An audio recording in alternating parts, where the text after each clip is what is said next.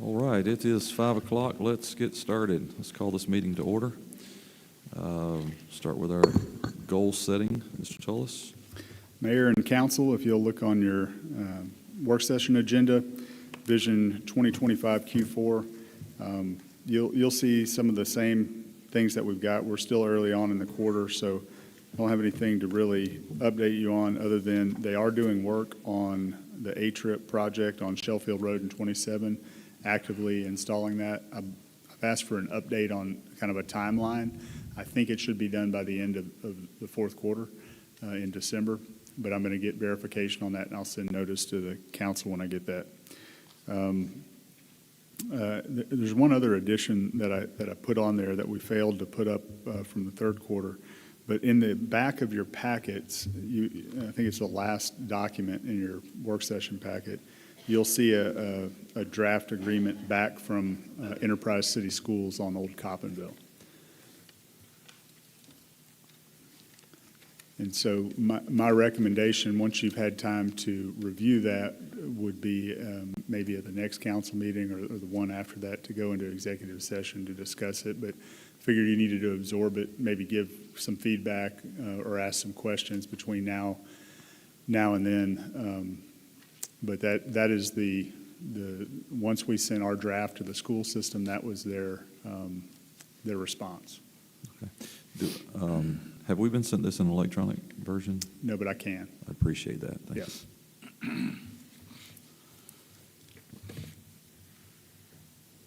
Okay. I also put in there second meeting in December. I figured the last meeting of the year, that'd be a good time to do our quarterly updates. Give us a little more time to get through the nuisance properties and get further along in our customer service experience there.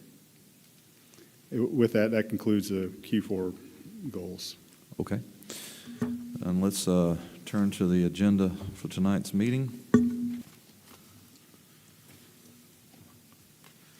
We'll begin with roll call, opening prayer, pledge of allegiance, approval of agenda, consideration of consent agenda. Does anyone have any questions about that consent agenda? All right, then we have a mayoral proclamation. Under this consent agenda, we're going to be paying some contract billings, Barge Design Solutions, Poly Incorporated, CC and Litchfield, Fine Getty and Associates. Looks like just a lot of invoices for all the projects that are being worked on in the city. Looks like Polly made out like a bandit this year, month, didn't he? Who was that, Eugene? Who you say? I said Polly made out like a bandit this month. So then we have a mayoral proclamation for Domestic Violence Awareness Month, and then a presentation of certificate of recognition by Mayor Cooper to Yvette Matthews, Team USA at the World Transplant Games. And then Travis Parker has requested to address council for a permit request for Sweat for Vex Ruck March. Chief Moore, I think we've talked about this before, but everything good on this? Okay. And then we have a permit request for Pinedale Elementary School Red Ribbon Parade. I think they've done this in the past as well. We good on that? I think it's been about 10 years they've done that. Okay. They're at the college. Okay. And then we will open the floor for privilege of the floor. And then we'll have staff reports. And then under old business, we have a public hearing and consideration of ordinance 09-1625, which is rezoning of 0.6 acres of land owned by M&S Development, LLC. Is there anything we need to know about this? Everything?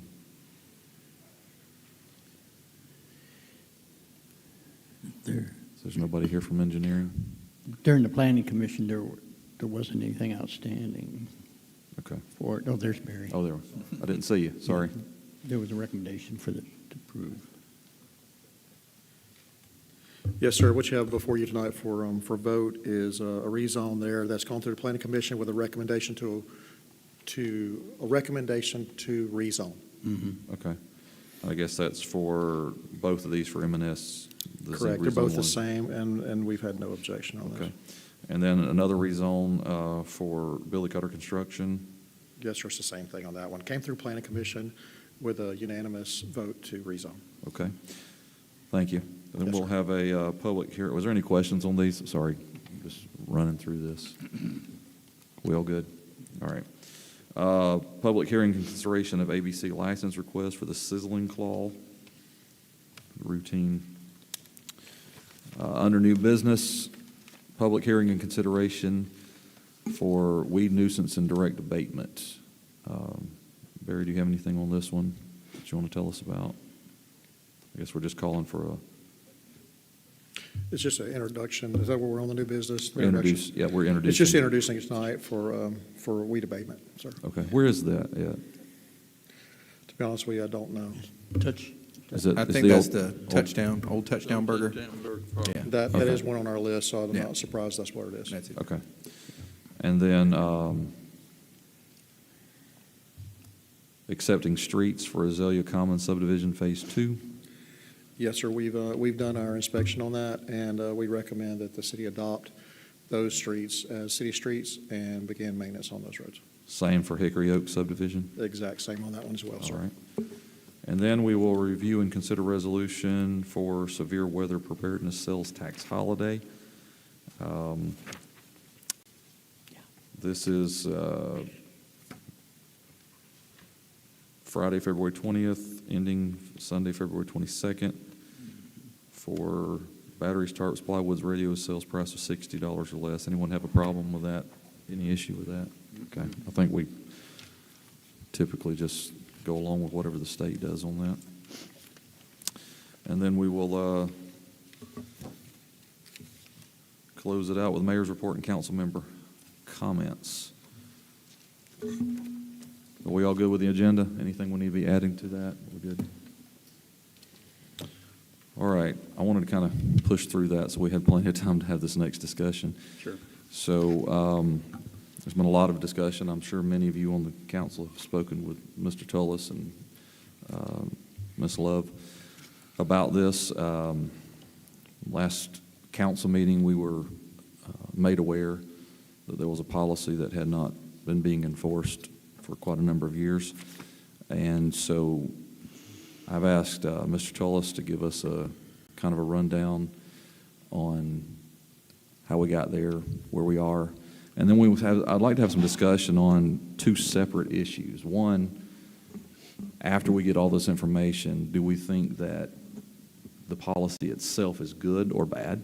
Do we want to, like going forward, have that policy? And then the second discussion is there anything we want to do to assist the 62 people that are affected? What I'd also like to say is that Allison, Ms. Love, thank you for doing your job. You did exactly what you're supposed to do. You're looking through the policies. You're taking care of making sure that we're following those. And as slow as government works, as we all know, it takes some time. She has no idea whether or not the council's going to change that policy, going to put a bridge on that policy.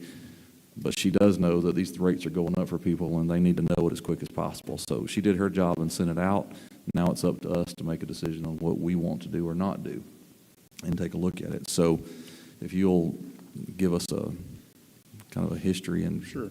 lesson here for Yeah, I what's tried, going on. last night I sent you all an email. I don't know if you've had time to read through that, but basically around 1986, the state legislature met and afforded municipalities and governmental entities like county governments the ability to add retirees onto their coverage for insurance, for health insurance.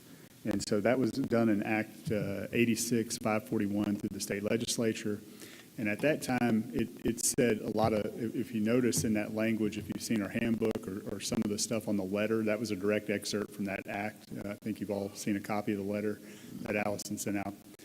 A lot of shall. The employee, shall pay 50%.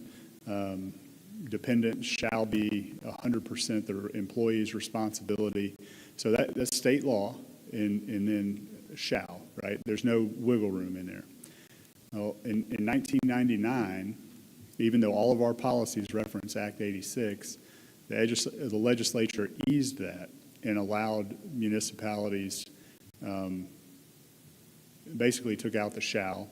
And one other thing, in 1989, they added the provision at 65 that when they're Medicare eligible, they would roll off. So that's also reflected in our policy and reflected in a council resolution. Both that 86 and 89 resolutions are in your packets towards the back. They're the second to last two sheets that you'll see there. So you'll see one is Resolution 2789 and one is 11486. So that's how we got to the policy. Since 1989, that policy has been in effect and referenced in our handbook and every handbook subsequently, to include the one that the council approved in February, I think, of this year, which just referenced the policy. We just carried it over from the one that was approved in 2001, and so forth and so on, right? That policy is also referenced in every audit that the city's had for the last 40 years. So if you go back and look at the 2024 audit, the 2016 audit, the 2014 audit, it's all in that. And if you need copies of that, I can send it to you. Beverly sent some of those to me today. So it looks like in practice, somewhere along the way, I found something in 2007 for a budget resolution, and then in 2015 for the FY16 budget, where the council was briefed by Steve Hicks, city clerk at the time, in both those instances, that health insurance premiums had increased, and in their budget that they were about to adopt, those premiums would be absorbed by the city and not passed along to employees or retirees. So, but those were just for that fiscal year budget. So, in other words, if our employees today pay 0% for single coverage, pay $208 for family coverage. If we wanted to change that next year and make it $50 and for single coverage and $250 for a family plan, we could do that and enact it for that fiscal year. Or we could change, going back to the resolution or whatever accompanies that, and change the resolution. We have never changed the resolution, so each one of those acts is independent and tied to the budget for that fiscal year. So when that's the research we did when Allison brought this up, to make sure that, we didn't have something in there that surely a policy was made or something. There wasn't. So basically for since 2003, rates have remained unchanged with the exception of 2015, when 50% of the health insurance premiums were passed along for family plans to employees. So that's the only change since 2003 that has happened, which made it from whatever $1,350 less $208 is, like $193.50 or something like that. So when Allison brought that in, we notified you. I told Allison that, I didn't think we had a choice, talked to the mayor about it. This is what it says in policy, absent any action from the council, this is the policy. And so we need to follow our policy. We came and briefed you on it. And I'm sure you all have received as many pleasant phone calls, emails, and text messages as we have in the mayor's office or our staff members. There's a lot of misinformation and things on social media because it's jarring, right? If you've seen some of the letters that went out, those rates change depending on what class you were in. Some of the employees on Medicare saw a rate increase of $61.50. Some that were not Medicare eligible, that had a spouse on there, there's maybe went up closer to $1,800 following our policy, right? So we didn't change the policy. That's what the policy's been since 1986. But somewhere along the way, staff took it upon themselves to direct that amount and keep it at that amount. And I can say that was practice. That was not policy. And I personally don't feel comfortable unless the policy is changed, following anything but what the policy says. I'm not advocating to do that, but that's how we arrived at this situation. The reason it came up, when it came up, is we have a new HR director who I had asked to look at the handbook, and we had 2 new employees or people that were covered at least in our payroll system, not employees, but there were 2 elected officials that came in. So I believe one of them had asked for a copy of the handbook, and Allison went to look at the handbook and see what she liked in there. She said she wasn't really comfortable releasing that version until she made some edits in it to bring to the council.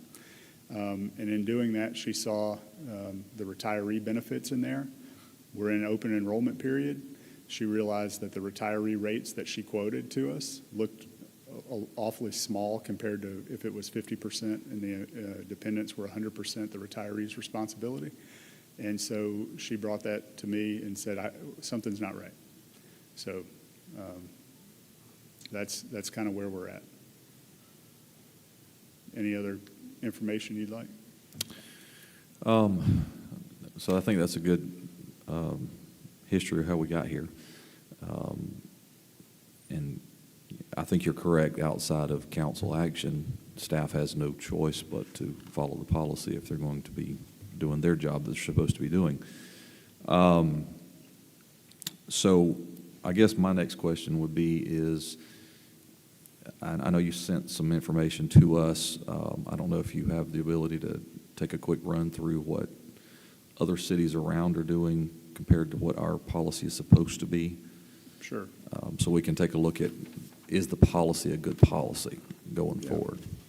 So if you'll look in your packets after or before the letter, there's an Excel spreadsheet that I imagine most of you are going to have a hard time reading. Can't see you. Yeah, but it's there, and it's on electronics that you have, that you got in an email last night. But so on retiree benefits, these were the ones, the communities that gave us information or it was posted online. And so if you look through that, we looked at Ozark, Daleville, Coffee County, Dale County, City of Troy, City of Dothan, City of Elba, Eufaula, Auburn, Opelika, Tuscaloosa, Gadsden, Phoenix City, and Hoover. So, and at the bottom, you'll see from local government, who has over 232 municipalities that they cover, 57% of units offer non-Medicare retirees coverage. So what that means is 43% of the communities across the state offer nothing for their retirees. Okay? So that's a good baseline to start from. So of the ones we surveyed that do, so we'll take Troy, Daleville, Elba, Coffee County. They don't offer anything to retirees.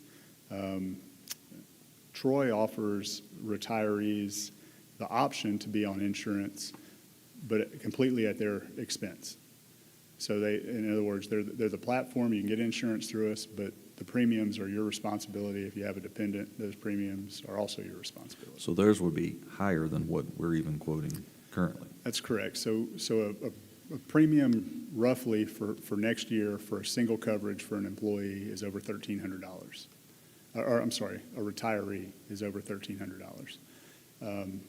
For their dependent to be on that coverage, it's another over $1,100.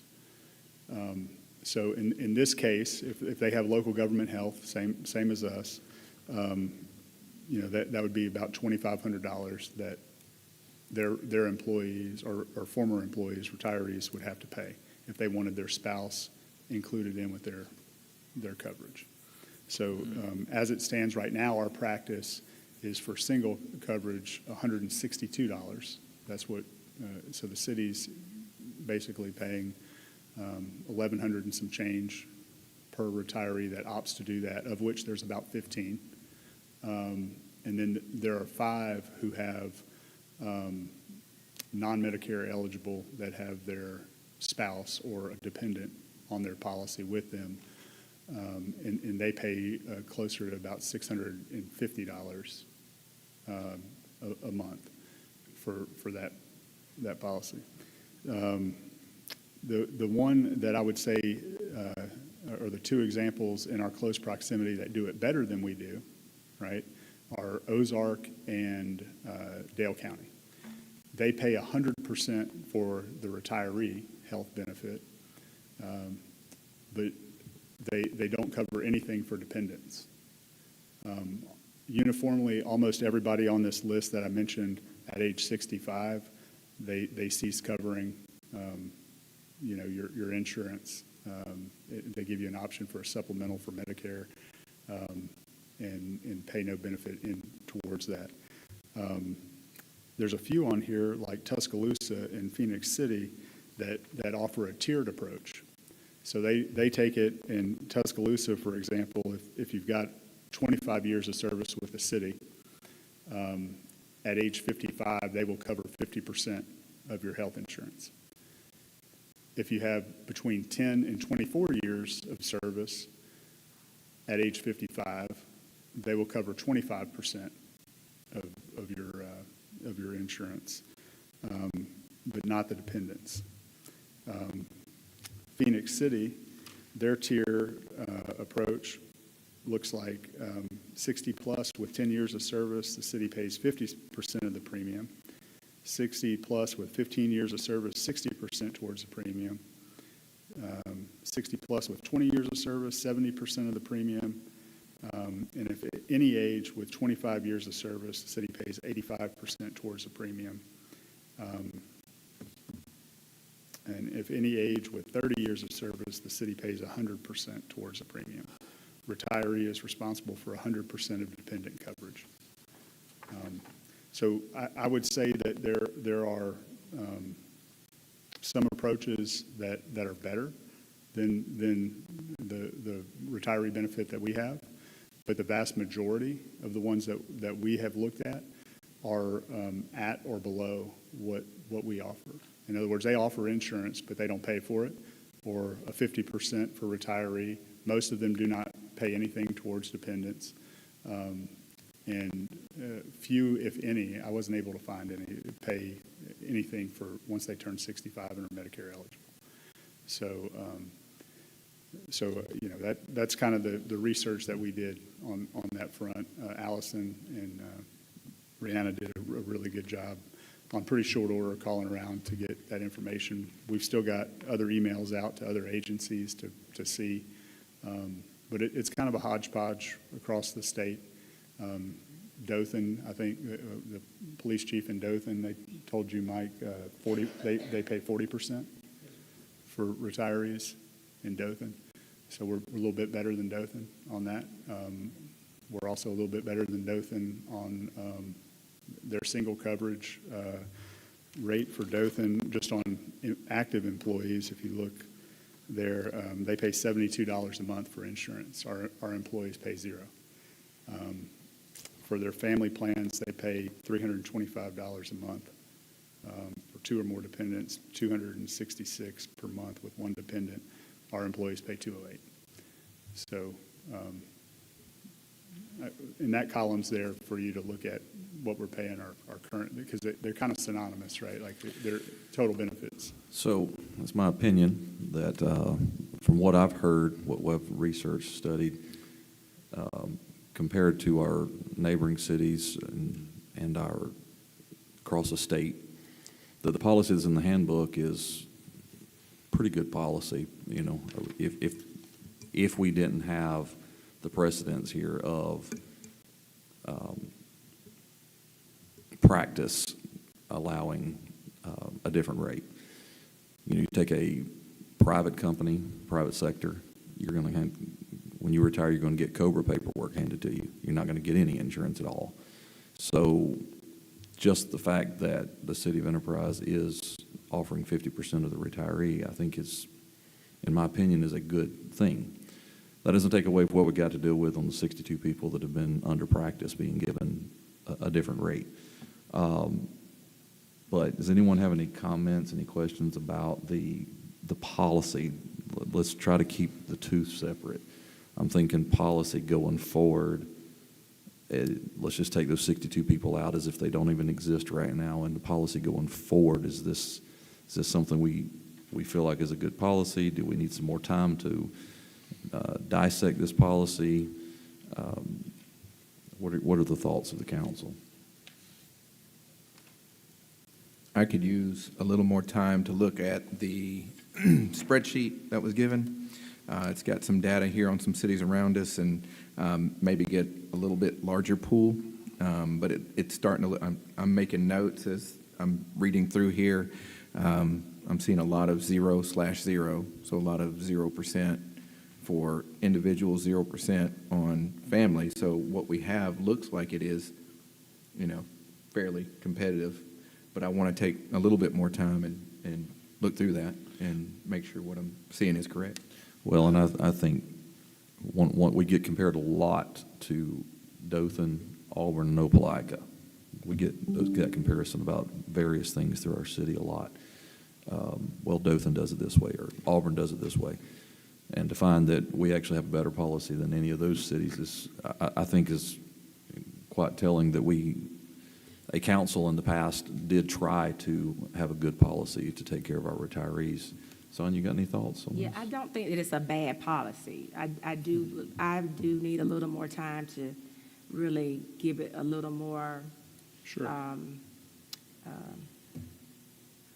thought and get some, a better opinion, other than just it's not bad, but I want to really dive into looking at it. Like, because I know we do compare with other cities, but I'm not stuck on that we have to parallel ourselves necessarily. We do that a lot just to give us a basis on which direction to go. So I need a little more time for that particular issue. And I do just want to add for consideration, one of the things that Steve Hicks and I spoke about yesterday was. And for just anybody that may not know, Steve Hicks is former city clerk, treasurer for the City of Enterprise. Tried to get as much information as I could from some people who were here when a lot of this was going on. And he served the city admirably for over 20 years, I think. So, Steve brought up a good point that I hadn't contemplated. He left and went to Donaldsonville, Georgia, to do kind of a city manager, city clerk type role there, and then just retired from ADECA this year. But, when a lot of this was done, employees, this was post the Affordable Care Act, or what people might call Obamacare or whatever. The healthcare marketplace didn't exist. And so we had a lot of retirees that had no option to get insurance, or maybe had a pre-existing condition that couldn't once they retired from the city, they didn't have an option to maybe get insurance. They were already insured, and if they dropped that insurance or the city dropped them, then there was no alternative. And so I do want to make a point to, I've sent each of you kind of a link to a calculator. It's not 100% accurate. You have to get granular with more information about the employee, including their or individual, their social security number, their age, their pre-existing medical conditions, and all that. But in general, it gives a good framework. So I put in there some numbers for people aged 55 to 60. Two people in the household, somebody trying to get a silver plan for an example on the healthcare exchange, which is a decent plan. And I think Councilman Waltz had indicated that at one point you had a plan that was very similar to that. And so of those people that I plugged in, federal government has tax credits or offsets that they offer people that make up to $65,000 a year. So in this case, I used somebody that's retired, maybe has a spouse or somebody at home, made $50,000 a year, and they were able to get insurance for about $158 a month on the exchange for that, either the employee or their spouse. That's just one example of, a tool that didn't exist back in 1986 or 89 or, 10 or 15 years ago. So, I have a question. It may not be related. Does any of this, or this policy, or what we're paying, or what the policy says we pay, does it tie into any way with any changes that we've done with this converting to Tier 1 or anything? But none of that applies to that. I was asked that, and I was like, I just want to. no, I ma'am. didn't think so, but I not at wanted- all. And in fact, just to illustrate like how random this came about, you all approved a budget, right, just recently. These rates were $162, and all that was included into the budget, right? So we literally, I know there's been talk like we were planning something or whatever, or wait until elections happen. Like, this happened post-election as our HR director was going through a handbook, onboarding new council members, and brought this to our attention. So, that's how recently this happened. And the budget had already been approved. And so if you did nothing for the next year, the city has already budgeted to do nothing. Another question. On average, a year, how many retirees? Maybe some years we don't have any retirees, but what does that look like? I would I say. know, I think we got 62 now. How long has it been that we've been paying for 62 employees retirement? Like, what we've been doing so far? For 62, I would say I mean, for those 62, how long have we been doing on, the current rate.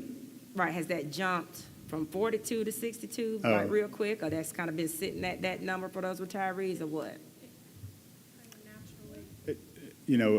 I think we win some, so to speak, and we lose some through attrition, death. Sometimes they go on. I spoke to one person, may have been just here today, but I've had a lot of conversations about this, but may have been Warren back here, but told me that he's on his wife's policy, so he didn't get a letter. So just as an example, we have a lot more retirees than we have on our insurance. Some choose to take other options. As their life circumstances change, they may choose to come back, or they may fall off the rolls. But I would say less than 5 a year get added, but through attrition, naturally some. So I'd say that 62 number probably hangs out. But as the city continues to increase employment, our police department for a number of years had been understaffed, or not staffed to the levels that we would like.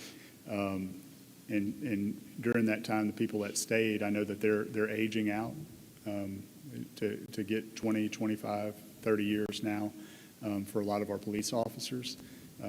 So I would say that those numbers could increase over the years ahead. I would expect them to. Yeah, I was going to ask the same question about Tier 1, since I was a big pusher of that, but I'm glad to hear it really doesn't No, sir. do This anything. has two separate benefits. Exactly. And I think I'm going to need a little more time myself. And I think we all do. I just wanted to give everybody the opportunity to discuss it here. I don't think we were prepared to pass any kind of resolution tonight on this part of it. And like Jonathan said, if we leave the practice alone, we've already budgeted for it. So it's not like we're trying to pull a fast one here, that we secretly knew we were about to do this. So we can buy ourselves some time if we decide we want to do that. I think we do need to come back to this and have a discussion. Is this where we want to be going forward? And we may just say this is a perfect middle-of-the-road policy that we want to keep, or we may want to come back and do something along the lines some of these cities have done, to where they don't pay anything if you're less than, if you're under 55 when you retire, or they only pay a smaller percentage if you're under 55 when you retire. Because someone comes to work for the city at age 20, at 45, they can retire, keep the insurance, and go get another job where they may be eligible for insurance there, and stay on the city insurance. And so there's some things to consider that we need to look into that I think is a bigger discussion than we can possibly have in the next 15 minutes. So if everybody's okay with it, I'd like to flip to, and we got any variety of options that we can work with. We can just say it is what it is and suck it up, and this is how we're going because this is what the policy is. We could come up with some kind of a ramp-up period that between now and the end of 12 months that they're fully up to the 50%. We could say because we budgeted it, we'll give everybody a year to get it figured out while we figure out what our policy is going to be going forward, but everybody needs to be on notice that you've got a year to decide what you're going to do with your insurance. Or we could come and do something in the middle and say, we'll cover the retiree, but we're not going to cover the dependent that never worked for the city. And so there's options there. Maybe include in that the people that are eligible for Medicare needs to take the Medicare and get off that policy.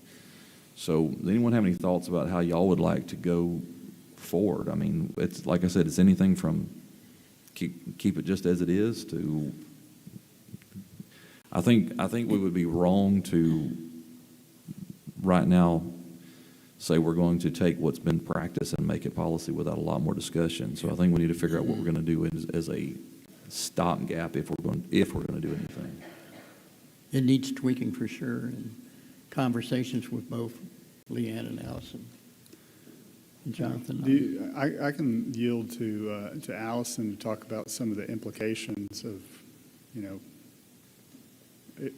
if you do try to do any kind of a stopgap or whatever, what that in practice might, the ramifications or any issues that may arise with that. Is that part of those options that you had that you sent? Yeah, and keep in mind, I mean, this is your, initially when I read through it, it referenced that Act 86-541 so much in all of our documents that I was concerned that it could be a legal issue. But in 1999, like I said, there was another act that superseded that. So I feel very confident that you have authority to do, kind of what you would like with the policy. I do think that in practice, the policy needs to be followed, whatever that looks like. In the same vein that I said I need some more time about the policy, I need some more time to give a strong, a better opinion, I guess, of how to handle the 62. I think it's a little abrupt what has happened, not maybe intentionally or anything like that, but I want us to be considerate of what is going on and see what we can do to make it as less strenuous, because, we have to be mindful that it's just not as simple as maybe the sentence in the letter says, if you want to, you just make your first payment November, December. That's not everybody's reality. So I need some time to take a look at that, to better offer my opinion of what I would like to see happen. Sure. Going forward. Well, here's what I would like to recommend is that we hopefully try by maybe the next council meeting to have some sort of a resolution that we can work towards, because everybody needs to know what they're going to expect by December 1st, because it's, I know it's abrupt, but at the same time, staff has no choice unless we change something.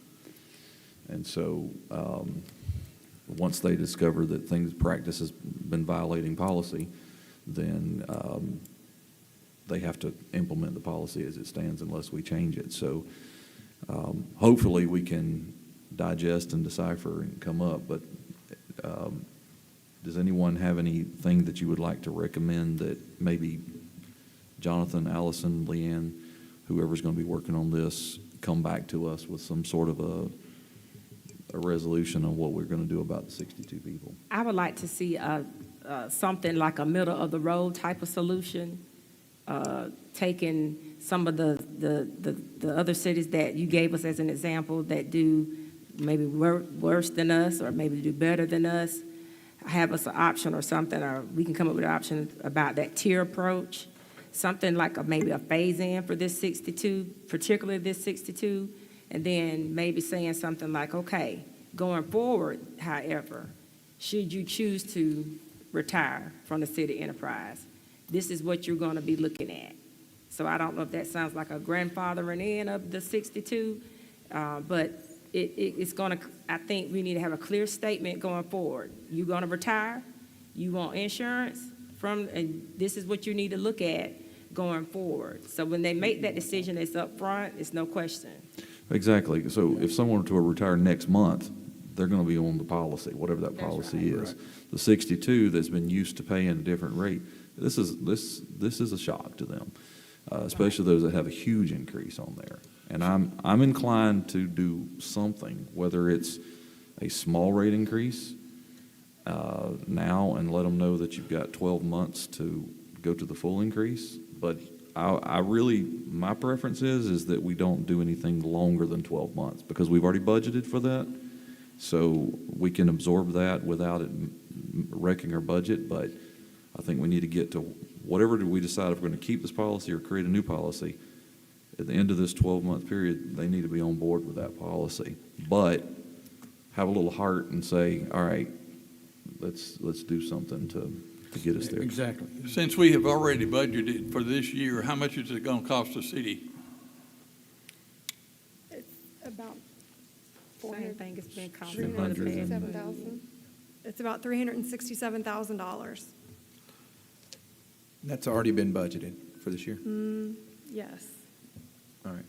I mean, I want to echo If I what, could, just a couple of things quick to reiterate. The open enrollment, first off, when you make a policy, the policy is going to affect every person individually, right? So when you formulate that policy, the thing that you're doing is trying to make the best overall decision for the city as it is and for the employees and future retirees, correct? However, each person is especially with insurance, is in a very specific individual situation, right?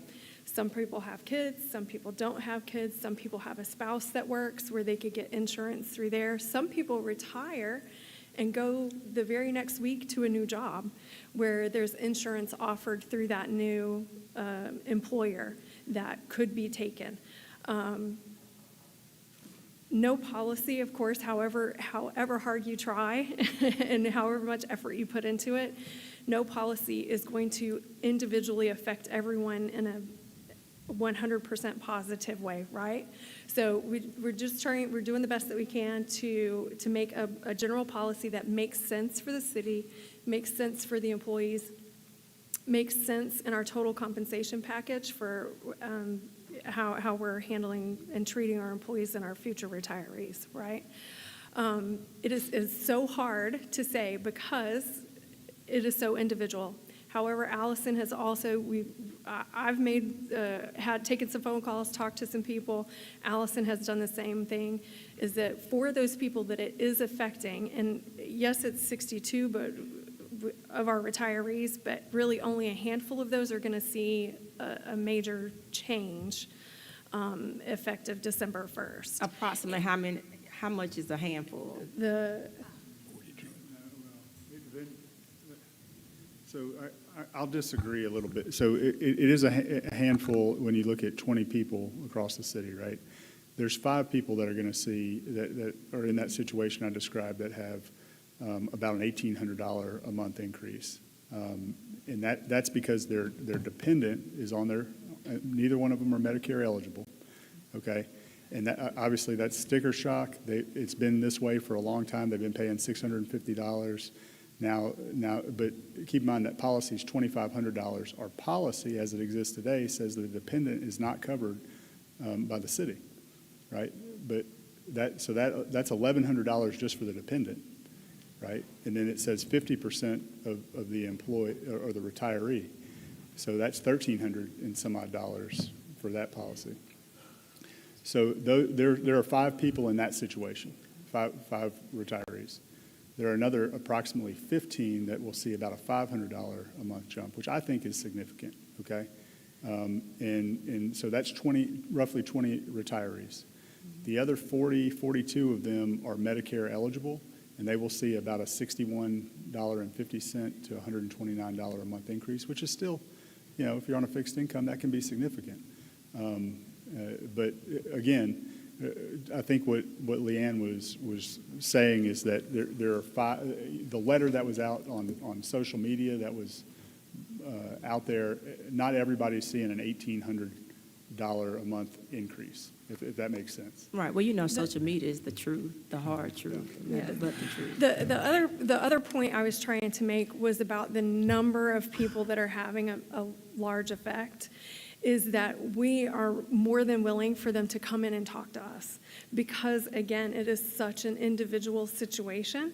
I know Allison had sat down with a few people and gone through, because maybe if you're not necessarily tech savvy or you don't know how to go to the marketplace and look and put in your information, these are all things that we're willing to talk to people on an individual basis, let them know this is your, amount, and this is where you are, and give them some options on what's available to them. So my point was not necessarily about the specific dollar amount, but was for the fact that we're willing to come in, have them come in, have a conversation so that it is a more individual conversation and more specific to the person and their situation. The other issue with that is that, again, unfortunately, this has only come up within the last couple of weeks, but even had this come up in, say, January or February or something like that, the marketplace open enrollment is only open during a certain time, which is in November. So unfortunately, even if we had said something 6 months ago, yes, it would have made, maybe if council chose to adopt a different policy or something like that, you could have done that. But unfortunately, the open enrollment time for people to look at other options is only open in November.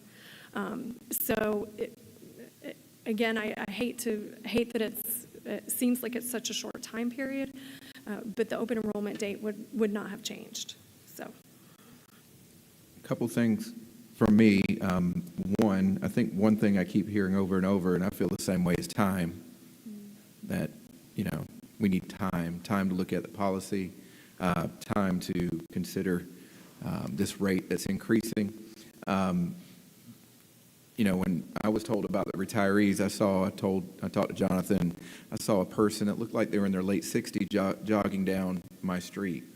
In my mind, that's a retiree.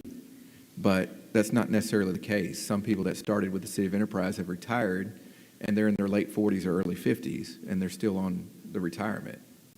That can happen. But those people that took another job, their open enrollment may be in July at their new job. Like my job, our open enrollment's in March. So they may need time to get to their open enrollment at the position that they're in at their new job.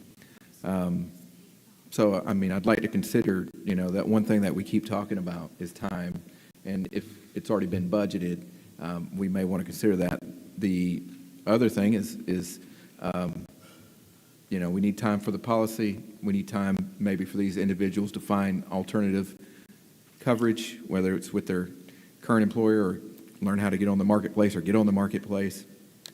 And the other is, learning what other rates or plans may be available.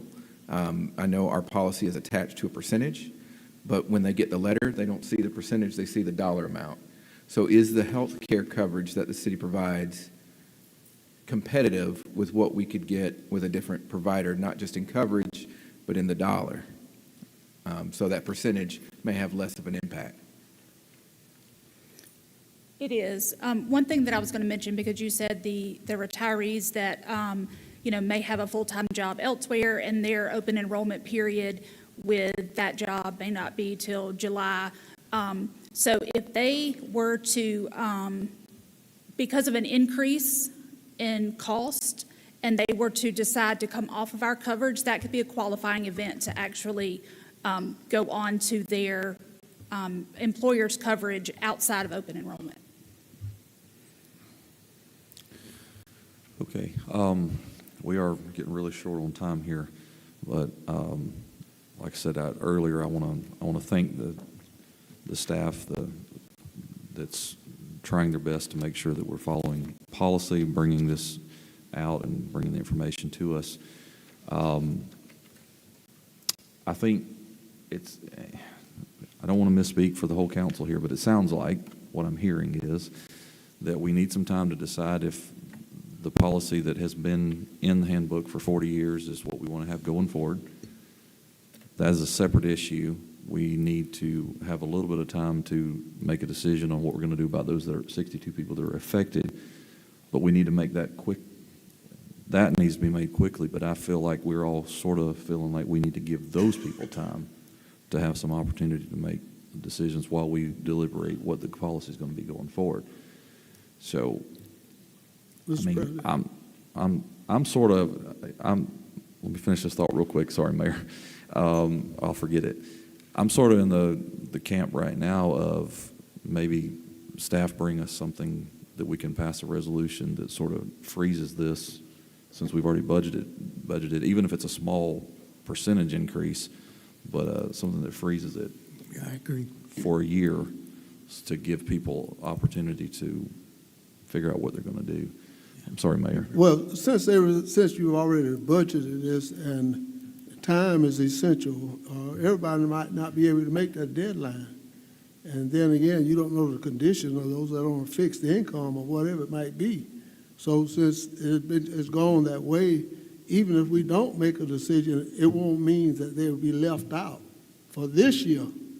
But, with the situation as it is, they can come up with a policy that will be content for all. We want to treat everybody fair and make sure that we don't want our retirees to think that we're just throwing them to the curb, And I think that's where we're trying to do is balance what's good for the retiree and what's good for the taxpayer. Yeah, I got So, you.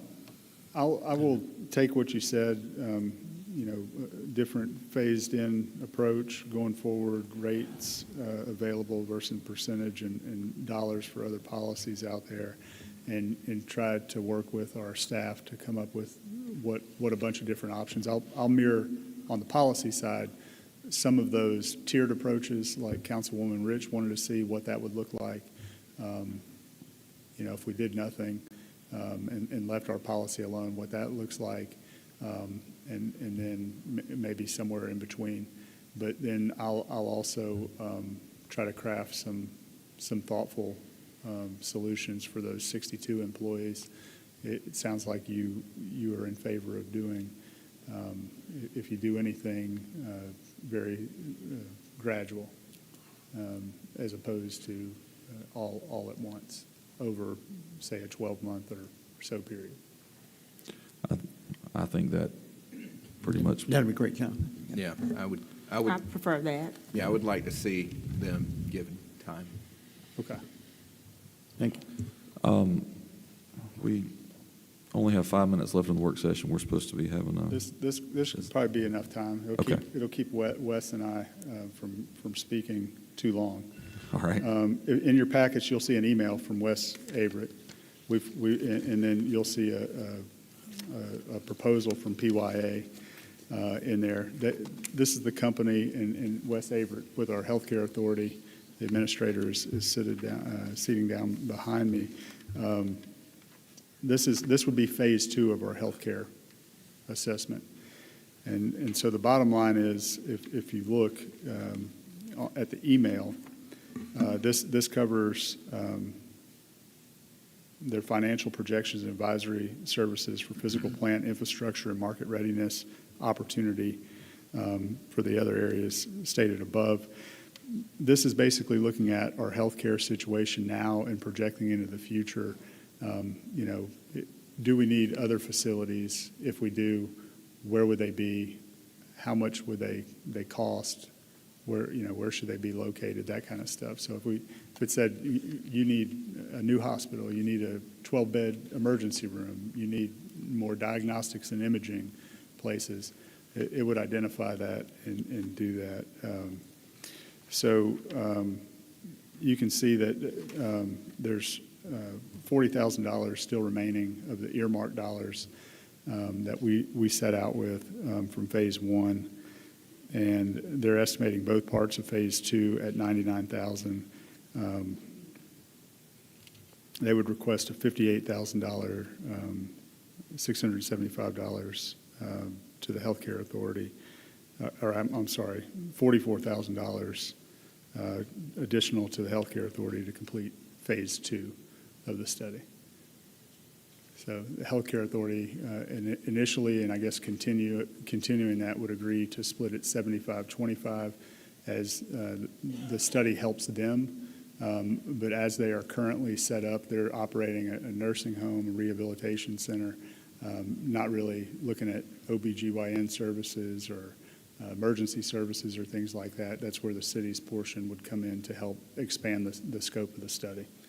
Wes, do you have anything to add? Thank you, Jonathan. Good to see everyone.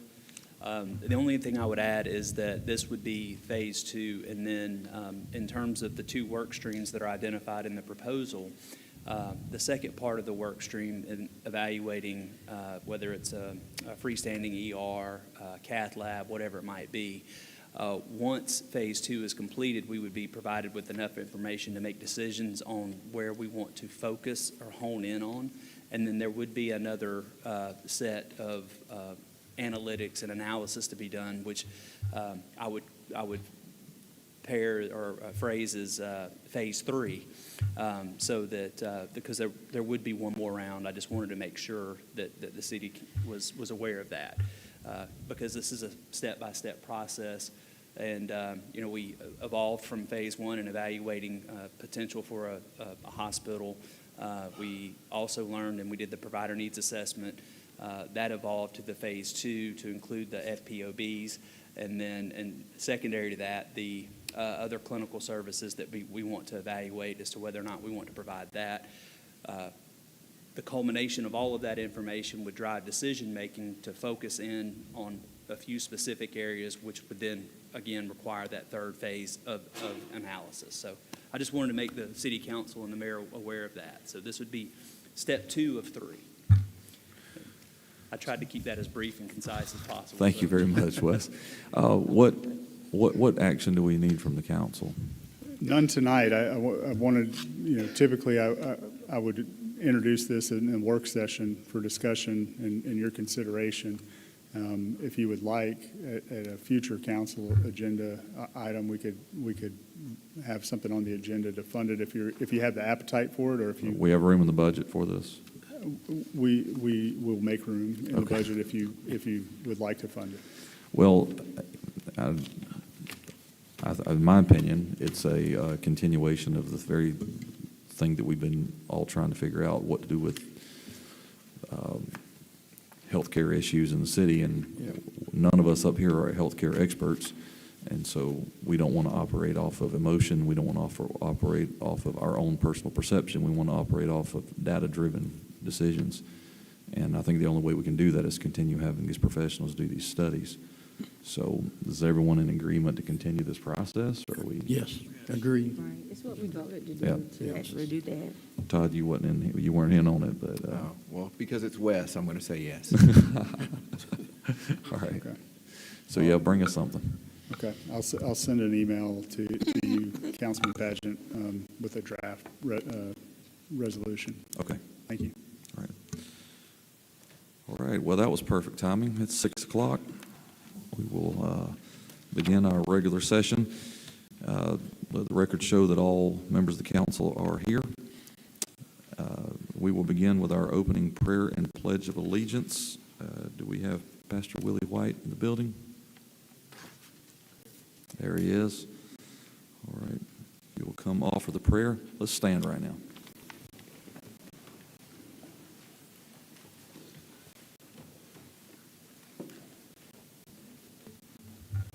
Let us pray.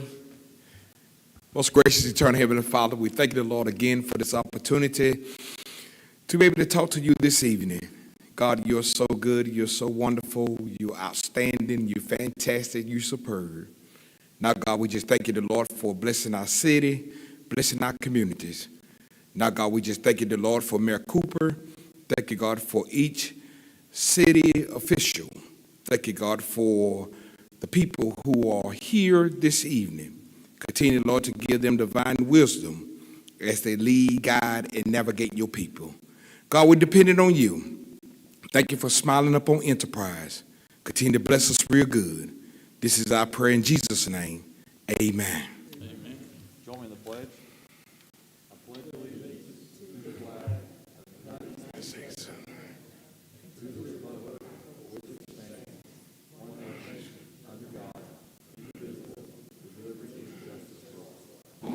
Amen.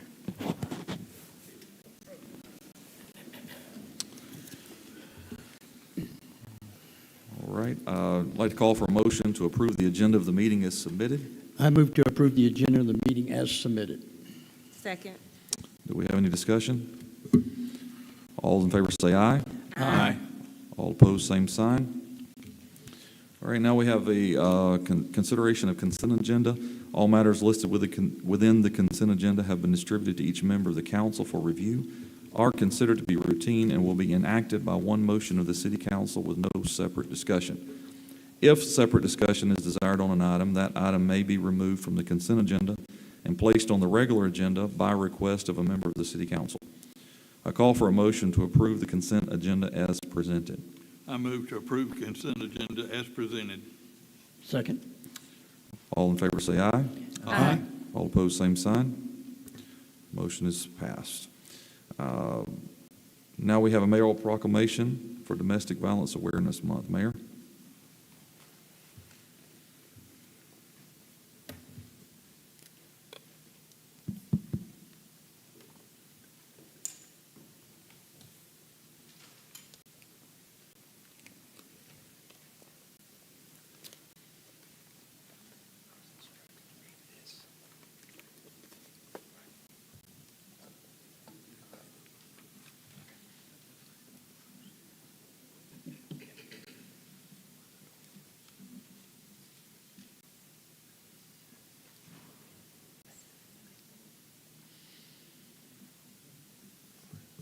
First, I would like to say good evening to everyone.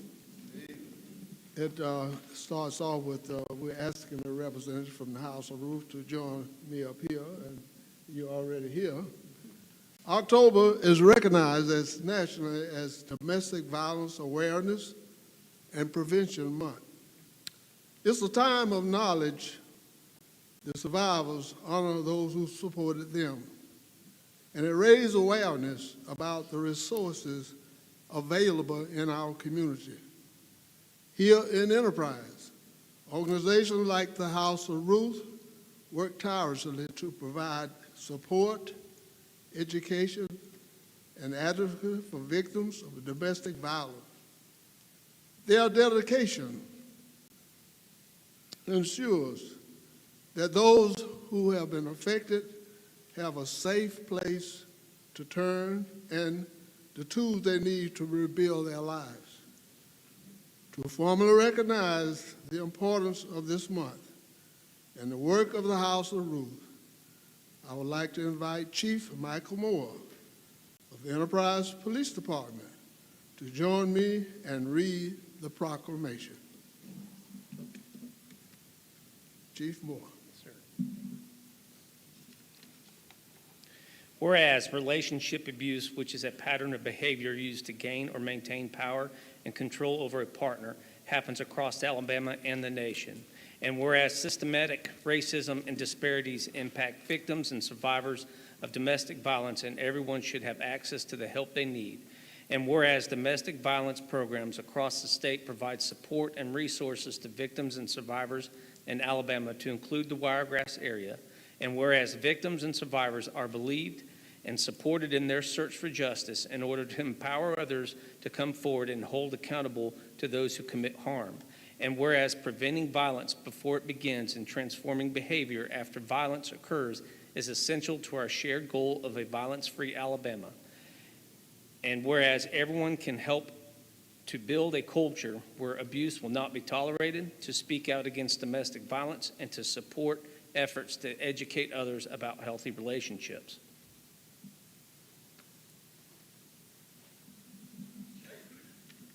Now therefore, I, William E. Cooper Sr., Mayor of the City of Enterprise, Alabama, and in such capacity, do hereby proclaim the month of October 2025 as Domestic Violence Awareness and Prevention Month, and encourages the citizens of this great community to show that they are committing themselves to fighting abuse and neglect. I will now, sign.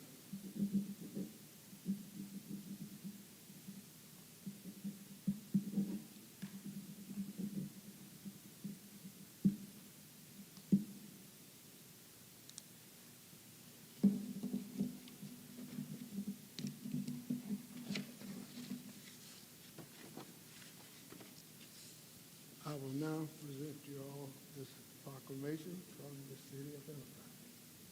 You move on.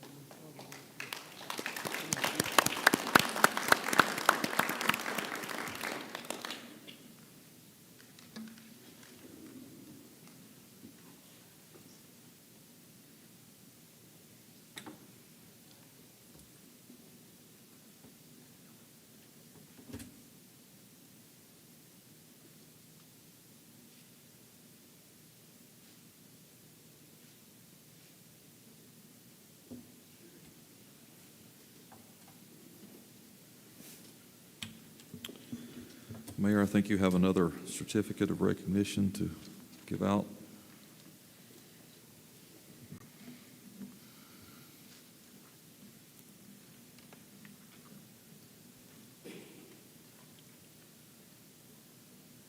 At this time, I would like to ask Yvette Matthews to come up and join me.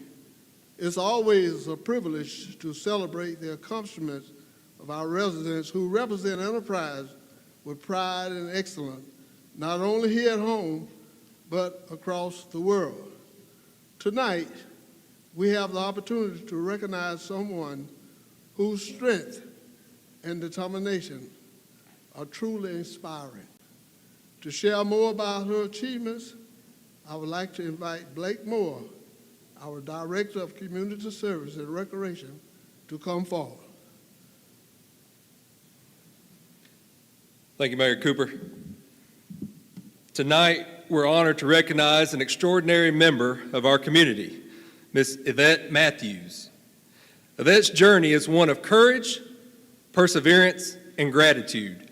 After receiving a life-saving liver transplant in 2013, she turned her story into one of triumph, representing Team USA at the World Transplant Games in Dresden, Germany.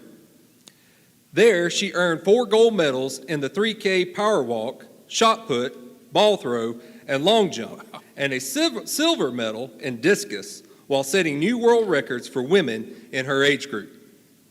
Beyond her athletic accomplishments, Yvette serves as an ambassador for Legacy of Hope, helping raise awareness about the importance of organ, eye, and tissue donation. Her advocacy and her achievements remind us all of the incredible things that can happen when we receive a second chance at life. At this time, I'd like to invite Mayor Cooper to present this certificate of appreciation to Ms. Matthews, honoring her outstanding accomplishments and her dedication to promoting organ donation awareness.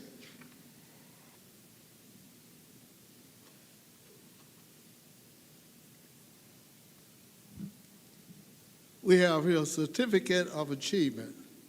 This certificate is proudly awarded to Yvette Matthews in honor of your participation in the World Transplant Games in Dresden, Germany, and recognition of earning gold medals in the 3K power walk, shot put, ball throw, and long jump, as well as a silver medal in discus. In witness wherefore, I hereto set my hand and cause the seal of the City of Enterprise to be affixed this 21st day of October 2025.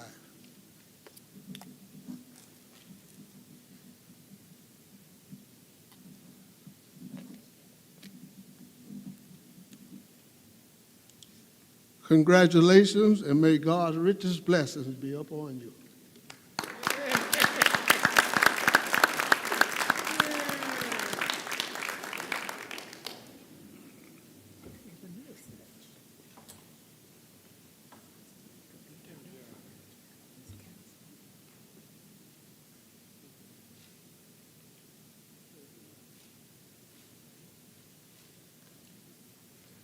Can I get one? But pass.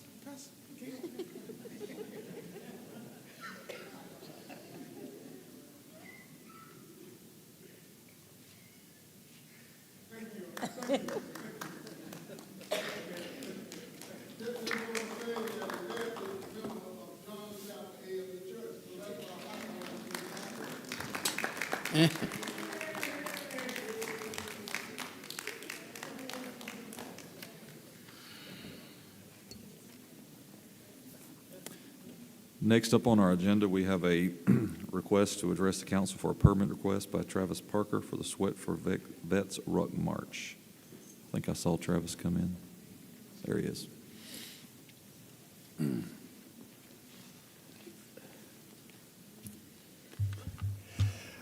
Good evening.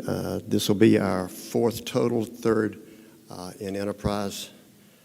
It's a fundraiser for the Wiregrass Honor Flight. We just had our second flight a couple of weeks ago. Another great success. You can go on Facebook page or our website and see all the activities that the guys had up in D.C. But obviously, to take them up there, we have to raise money to do that, and this is one of the various ways to do that. So we are changing it slightly this week, or this time around. We'll start, instead of at the Church on Beauweevil Circle, start on the opposite side at Mitchell Auto, go around the circle there for the full 11.11 if you want to do a ruck around the circle. If you want to do the shorter 5K, you start there, you go down to basically the intersection where Santa Fe is, take a right, go down just past PV Park, take a right on George Wallace, come out on, like I said, Park Plaza, whatever that is, in front of the college, back to the bypass and back to Beauweevil. I've sent the maps to the chief, and we've discussed everything, and pretty much the same thing we've done before. Right, yeah, we talked to Chief Moore during the work session, and he said everything was good. Do I have a motion to approve the permit request as submitted? I move to approve the permit request as submitted. Thank you. Did someone second it? Second, I thought I'm sorry. All right. All in favor say aye. Aye. All opposed, same sign. Motion carries. Appreciate it.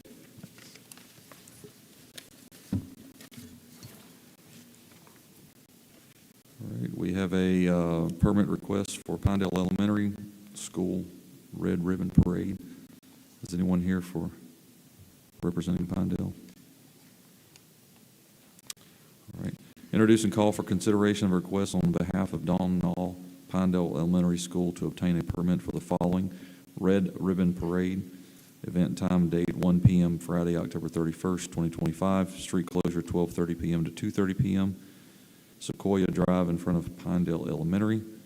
And a rain date of Friday, November 7th, 2025. We've already referred to Chief Moore during work session. And, so do I have a motion to? I move to approve the permit request as submitted. Second. All in favor say aye. Aye. All opposed, same sign. Motion carries. All right, so now we have the privilege of the floor. And before we get to that spot, I'd like to mention that during our work session, we spent a little over 30 minutes talking about the situation that has erupted on social media as a result of our new HR director working through the policy handbook and making sure that we are on policy. And I want to take just a moment right now and publicly thank her for doing her job as we have requested her to do. We hired a professional to come in and make sure that she was doing that we're doing what we're supposed to according to our policy handbook. And she has followed through with that and has sent out letters based on the policy because she does not have the authority to override policy. And so as a result of that, there has been some sticker shock throughout the city for retirees that have gotten the letters, and we do understand that. It's been said on social media that this was planned, that this was done prior to, we knew about this prior to the election. None of that is true, and we literally found out about this at our last council meeting as a result of Ms. Love going through the handbook, preparing for its release, the handbook that the council passed. And I'll just go further to say that the council passed a budget with the current rates included in it because that's what rates were put into the budget. So this isn't a situation to where we went ahead and passed something in a budget and changed it up so that we could pull the rug out from under people. So if you were not in the council work session, I recommend you go to YouTube and watch what we said. We spent quite a bit of time talking about it. We've talking about what we need more time to decide if that policy is going to continue going forward. And we also feel like that we want the staff to bring us an opportunity to give the retirees more time while we decide what we're going to do going forward. And I think we'll be able to hopefully find something that takes care of at least the majority of our retirees in a favorable fashion.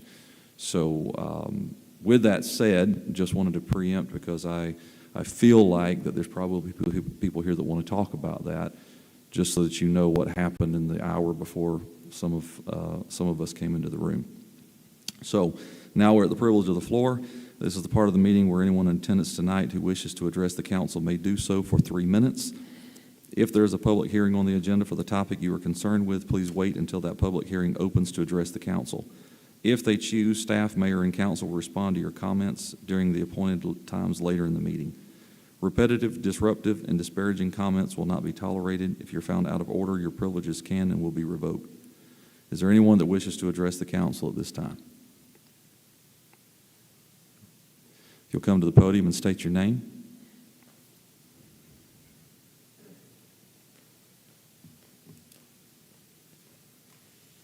Hi, my name is Kelly Curtis.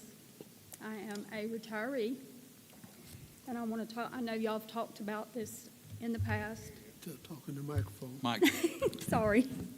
I know y'all talked about this before the meeting started, but I just wanted to say that I retired 11 months ago, and my monthly premium was going to be $162.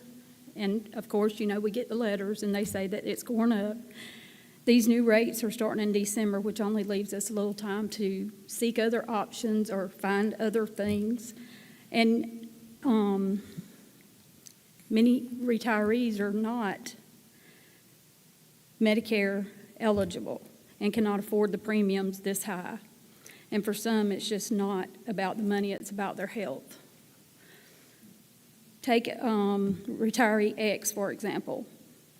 They retired on single coverage at $162 and take a life-sustaining medication that already costs more than that. Now they must face the premium 4 times higher. Something as simple as that, they cannot search and pay that higher deductible and co-pays. Or take retiree Y, who served countless hours for the city over the years, giving back without asking for anything in return. And not only that, being away from their families and making family sacrifices as well. They're being told that their monthly coverage for family will be close to $1,900. That's devastating in this economy that we have today. Yes, I could get insurance somewhere else where I'm currently working through my new employer, but I'm not guaranteed I'll be there till I get 65. I was guaranteed here that I would have insurance until I was Medicare age. So I ask now, why after 38 years is there a sudden change? Can't the current employee retirees be grandfathered in? I would like you to consider these premiums, or at least delay implementing long enough for the retirees to seek other coverage options. This may save the city around $300,000, but this savings come at expense for those who have gave decades of service and built their retirement plans around the commitments made by the city. We should not be compared to other private industries who have different benefit structures and access to other plans. Most of us gave 25 years or more specifically because of this promised coverage that we were told we would have, not expecting it to change overnight with little warning. All we're asking is for fairness, transparency, and time. Thank you for your time. Thank you. Thank you. Thank you, Kelly. Is there anyone else that would like to address the council at this time? All right. Seeing none, we'll move on to old business. Staff report. I'm sorry. I highlighted that so I wouldn't forget that. Is there any staff that would like to speak to the council at this time? All right. Mr. Mott?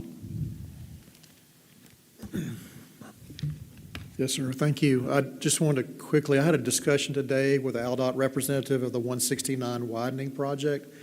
We were discussing the completion of the paving of the 4-lane or 5-lane through that section, and they said they're very close to being done with that. As a matter of fact, when I talked to them after lunch, they said they were lacking 3 trucks for having the 4-lane complete, which is great. He did mention to me, though, that they will start tomorrow on doing the driveway connections. So that's off the main road into all the intersections where they milled. If you drove in like I did, there was a huge drop-off off the road. So they will start on this one tomorrow, and they will continue on those till they get those completed.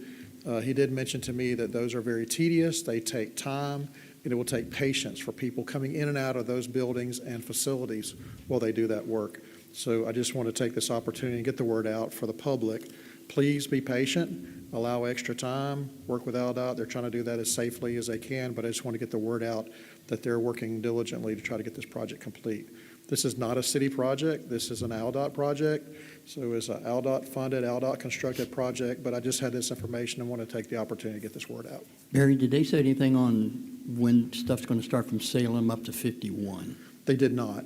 I told them to keep me abreast after they get through with this, when they go north, what that looks like, and I'll be glad to keep you in the loop once I have that information. Okay. Thank you, sir. Thank you. Any other staff that would like to address the council that didn't get a chance during work session? All right. Now we will move to old business. We have a public hearing and consideration of ordinance 09-1625. Call for a public hearing prior to consideration of ordinance 09-1625, providing for the rezoning of .60 acres of land owned by M&S Development LLC from R1 Low Density Single Family Residential District to B2 Central Business District, located at 524 East Lee Street. The public hearing is now open, and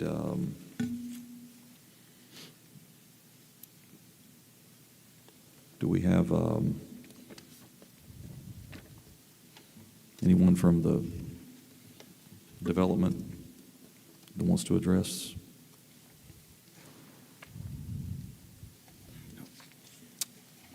All right, Mr. Mott, are you going to address us?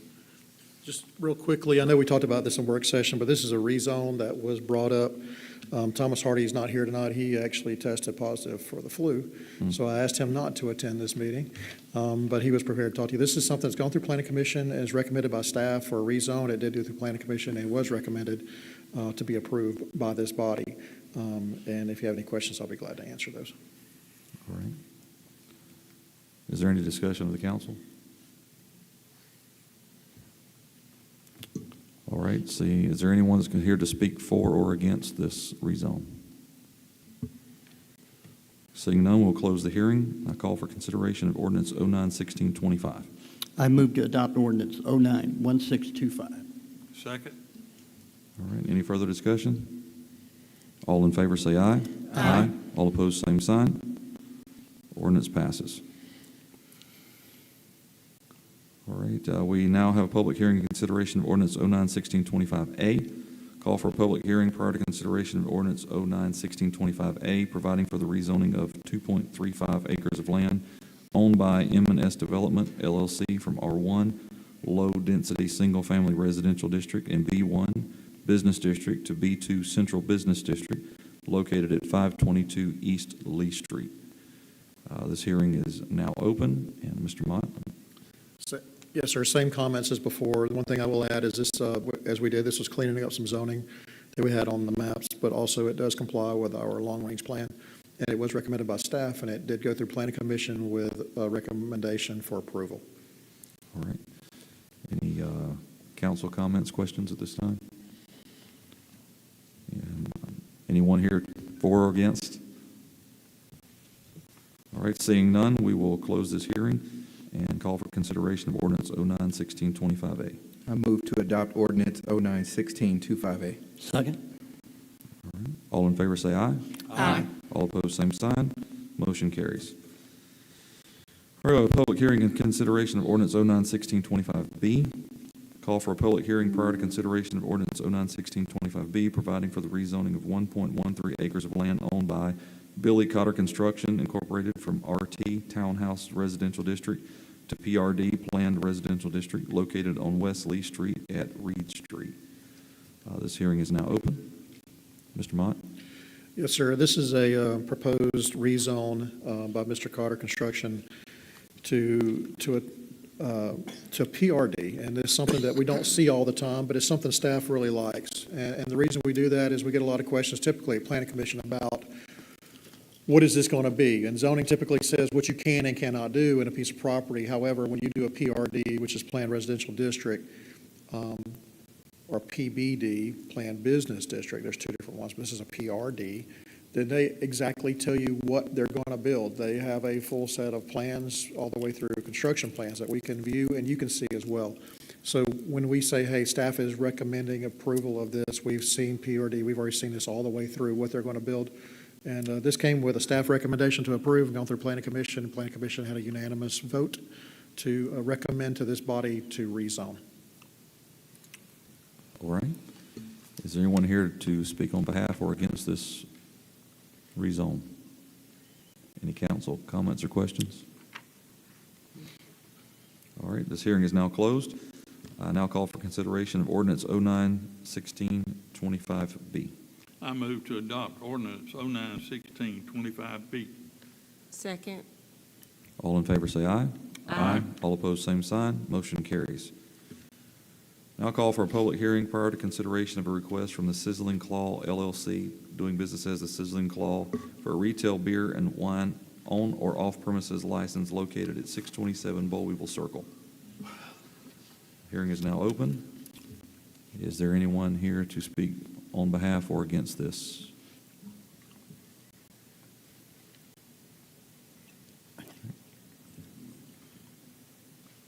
If you would, come state your name.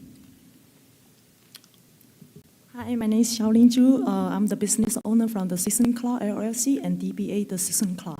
And I'm here to for the retail beer and wine for the location in 627 Bowlweevil Circle. That's the old business. We just need to reply for the beer and wine. Okay. They sell the beer and wine and the location before the COVID pandemic. So yeah, That's why I say we want to add that again to doing like a new business. Okay. All right, thank you very much. Thank you. Any council comments or questions? All right, this hearing is now closed. Call for consideration of the ABC license request.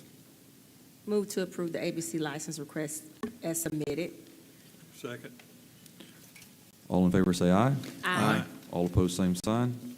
Motion carries.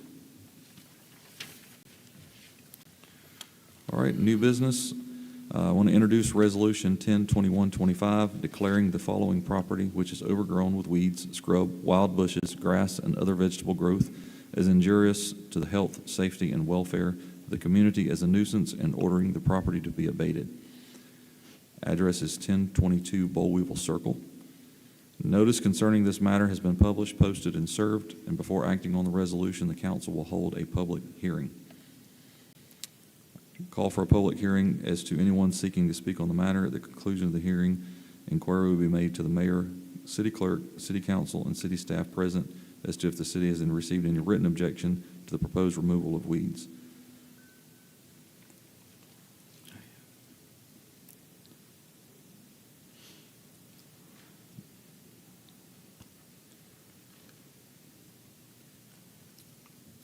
This hearing is now open. Mr. Mott? Yes, sir. Talking to Mr. Hardy, this is a piece of property that we are recommending that the council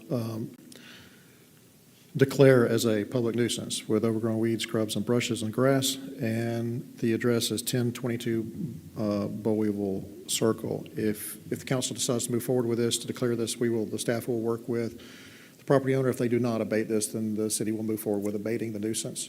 And we will either do that in-house or with third-party people and assess those costs back to the property owner. All right. Is the property owner here to speak on this? Has anyone, mayor, city clerk, council, city staff, received any written objection? All right. This hearing is now closed. Call for consideration of Resolution 102125. I move to adopt Resolution 102125. Second. All in favor say aye. Aye. All opposed, same sign. Motion carries. All right, now we'll review and consider Resolution 102125A. Introduce and call for consideration of Resolution 102125A, providing to accept for maintenance the streets and other public easements improvements which are expressly shown on the final plat of Azalea Commons Phase 2 subdivision as public dedications, subject to the contingencies and matters as set out in the October 15, 2025 letter from Thomas Hardy to the council. Do we have any, Mr. Mott? Sorry. Just real quickly, this is our typical process. We do a final plat. It calls for a final inspection. We reviewed the plat, reviewed the project with public works staff and engineering as well. After final review and final inspection, we come up with a punch list. Those have been completed, and staff recommends at this point that the city adopt the streets and take over ownership and maintenance of such the roads and utilities. This is very typical for what we do, and we recommend approval. We discussed this in work session, but does any council have any comments or questions at this time? All right. Do I have a motion? Move to adopt Resolution 102125A. Second. All right. Any further discussion? All in favor say aye. Aye. All opposed, same sign. Motion carries. Introduce and call for consideration of Resolution 102125B, providing to accept for maintenance the streets and other public easements for improvements which were expressly shown on the final plat of Hickory Oak subdivision as public dedications, subject to contingencies and matters as set out in the October 15, 2025 letter from Thomas Hardy to the council. Mr. Mott? Same comments as before. This is our typical process, and with Mr. Hardy's letter recommendation as before, staff has reviewed this and recommends accepting the streets and utilities for maintenance moving forward. All right. Any comments or questions from the council? Do I have a motion? Move to adopt Resolution 1021-25B. Second. All in favor say aye. Aye. All opposed, same sign. Motion carries. Review and consideration Resolution 1021-25C. Introduce and call for consideration of Resolution 1021-25C, providing for the adoption of the Severe Weather Preparedness Sales Tax Holiday as per Act 2012-256, beginning at 12:01 a.m. on Friday, February 20th, 2026, and ending at midnight on Sunday, February 22nd, 2026. Covered items include, among other things, batteries, tarps, plywood, and radios with a sales price of $60 or less. Do we have any council comments or questions? All right, do I have a motion? I move to adopt Resolution 102125C. I second. All right, all in favor say aye. Aye. All opposed, same sign. Motion carries. Mayor, you have a report? Thank you, Mr. President. Tonight, we have the privilege of recognizing someone who has given his time, energy, and heart to serving the people of Enterprise, Councilman Eugene Gooseby. For the past 9 years, Eugene has been a steady and trusted voice on this council. His leadership has always been guided by faith, humility, and a genuine desire to do what is best for our community. He also faithfully serves on the water board, where his thoughts, approach, and teamwork made him a lasting impact. But Eugene's service does not stop at City Hall. He is often seen behind the wheel of a truck pulling the downtown float in our annual Christmas parade, or just this morning he was repairing the sled for Main Street. This is the kind of person Eugene is. He shows up, helps others, and leads by example. He is a true servant leader, and even more important, a man of God. His face shines through in everything he does. Eugene, it has been an honor to serve alongside you for nearly a decade. You have been a dependable colleague, a faithful friend, and a blessing to this city. On behalf of the citizens of Enterprise and this entire council, thank you for your years of dedication and service. We wish you and your wife, Charlene, all the best as you begin this next chapter. You have earned it, my friend.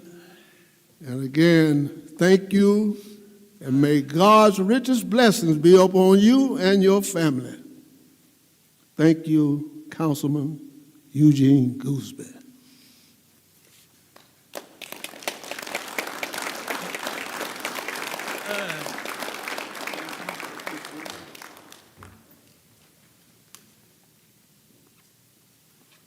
Sir, on behalf of the entire City Council and staff of the City of Enterprise, we present you this plaque and remembrance of the hard work that you've done. And don't forget us, even though you might not be active in it, but we know that you're going to continue to be a part of Enterprise, and I know Charlene will too. So again, thank you. God bless. Thank you, Mayor. Yes, sir.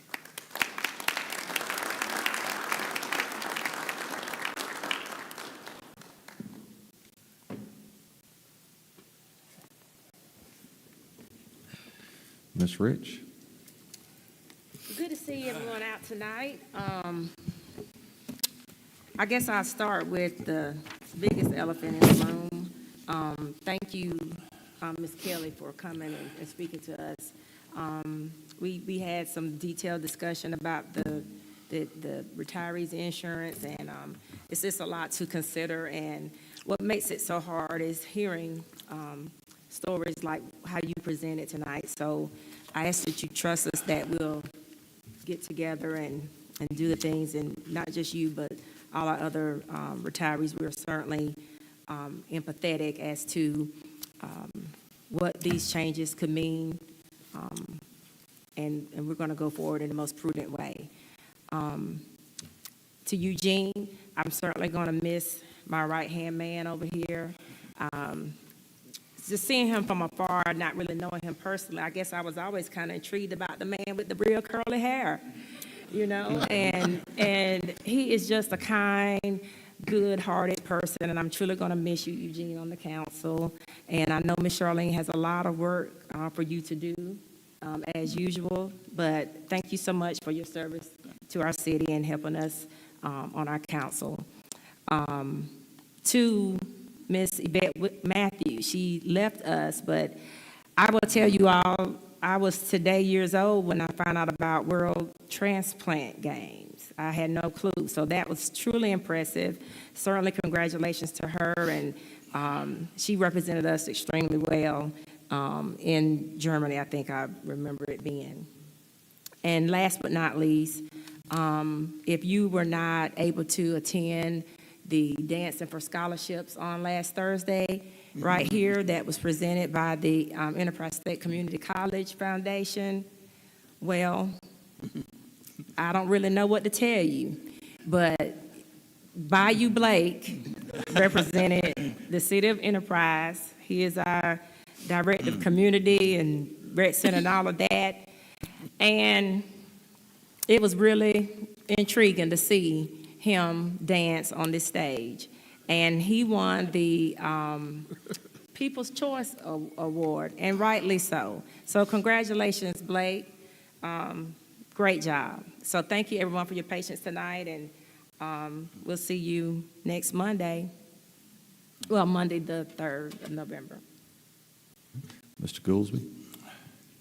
It has been my privilege to represent District 2 and to serve the City Council for the last 9 years. Thank you for your support and encouragement. History has been made in Enterprise during my 2 terms on the council. Councilman Bill Cooper became our first black mayor when the previous mayor resigned. Sonia Rich became our first black female city council member. I have seen Main Street become one of the most vibrant main streets in Alabama for a city our size. Downtown is the heart of our city, and we must continue to support downtown and all of our small and large businesses. We did not wait for the federal government to mandate that we replace decades of old galvanized and lead line water lines. We began replacing lines and have completed phases 1, 2, and 3, and phase 4 is now in the planning stage. The current water line replacement is an ADEM matching grant. I have represented the city on the water board, and I appreciate the volunteers who serve on the board. Alan Mahan, our water department superintendent, works really hard, long hours, and makes sure our water continues to be safe. We are resurfacing our streets, beginning with the ones that have been identified as the most dangerous and unsafe. We have a new recreation department, remodeled the outdated City Hall, and played a major role in the enterprise getting the new veterans home. Not long after Mr. Barry Mott became our city engineer, Ms. Rich and I sat down with him and expressed our concerns about the blight and the nuisance properties in our districts. Much progress has been made, and I see improvements in our neighborhoods. They are cleaner and safer. I would like to thank Mayor Bill Cooper, Perry Vickers, Al Miller, Turner Townsend, Sonia Rich, Scotty Johnson, Greg Patchett for your service. It's been an honor serving with you. Our city department heads and all city employees are our greatest asset. I thank you for your respect to me and your service and dedication to the city of Enterprise. I congratulate Casey Mack and Todd Waltz. I know your hearts are in Enterprise, and you will both bring wealth of knowledge to the table. Being a leader means keeping a leadership position long enough to make a difference. Yet, knowing when it's time to move on, it is time. Thank you. Sorry. Wow. Eugene, we love you. We're going to miss you. You've meant a lot to the community, a lot to Dawn and I, you and Charlene both. And I have a spot still in the back for that annual Christmas parade. I still need some folks to help out. I know you two have done it for years, so you're always welcome to help us out. Thank you, everyone, for coming. Thank you for our steadfast group that comes every meeting. We appreciate it. Thank you. And thank you for those that are watching online. And for those that missed the work session, please, please, please go view it and then pass it on to folks around the town. Kelly, thank you so very much for coming. Love you too. And we're working hard. But thank you very much. God bless everyone. And we'll see you next month. Mr. Walls? Thank you to everyone in our city that's working really hard and giving their heart and their chosen profession to serve our city. So thank you, guys. I appreciate it.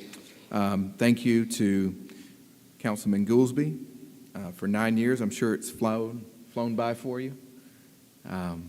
Thank you for your service, and thank you for being kind to the new guy down here at the end. So appreciate it. Finally, I'm very happy to see Enterprise strengthening its core. Excited to see development inside the circle and new development happening in our city inside, and the core being strengthened. So I'm excited for that. So I know they may not be here, but thank you to the developers that are investing in our city to make our city a great place to live and places to live near our downtown. So I appreciate that. I'd like to thank all of the city employees for all the work that you do all the time. Thank you, as I've already said earlier, to those that have been working hard on trying to understand and figure out this retiree insurance issue that has come up in the last few weeks. As several have said, we discussed that thoroughly. As I said earlier in the meeting, we discussed that a lot during the work session. There's still a lot of research that we're trying to digest. There's still a lot of history we're trying to find. And, policy that's been in the handbook for, I guess, close to 40 years. And there were some council actions, the last one in 2015, holding rates, but nothing since then. And so we have a new HR director that's trying to make sure the policies are being followed and did her job. And I encourage all of you to understand that that's exactly what she was doing, is doing her job. And I thank her for doing that.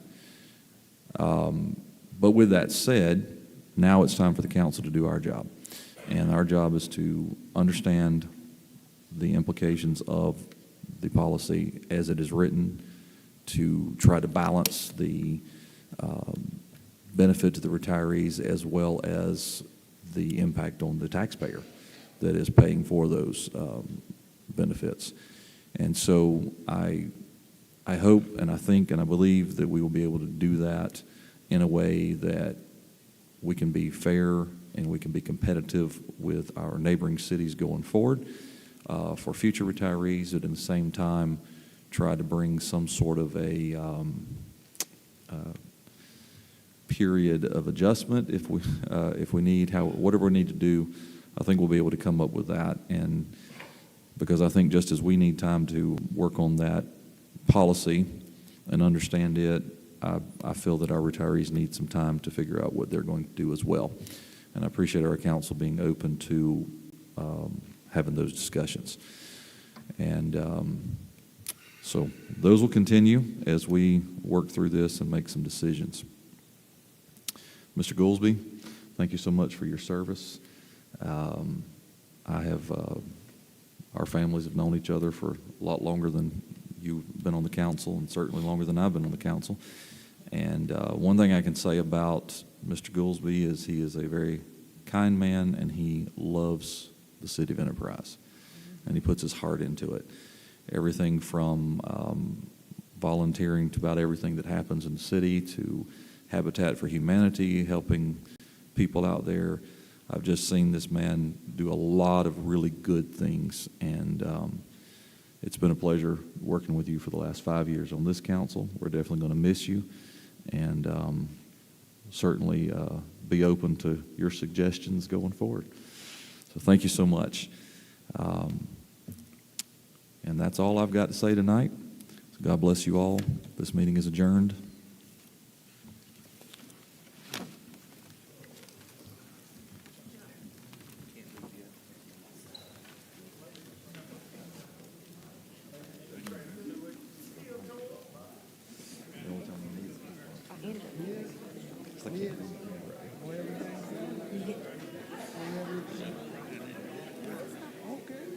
That's that. I did not sign it. Yeah. That's the only thing that I had to sign separately, or is that the only thing I had to sign separately? Okay.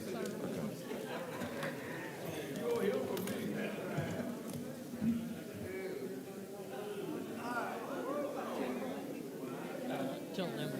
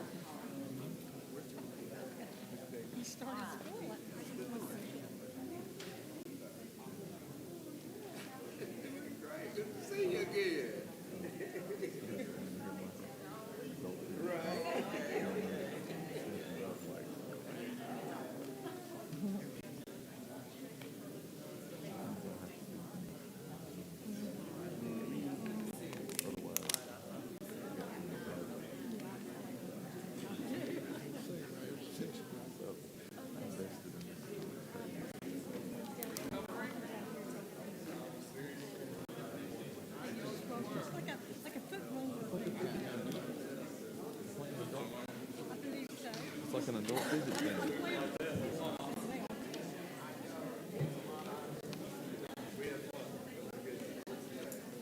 I was trying to find one that was.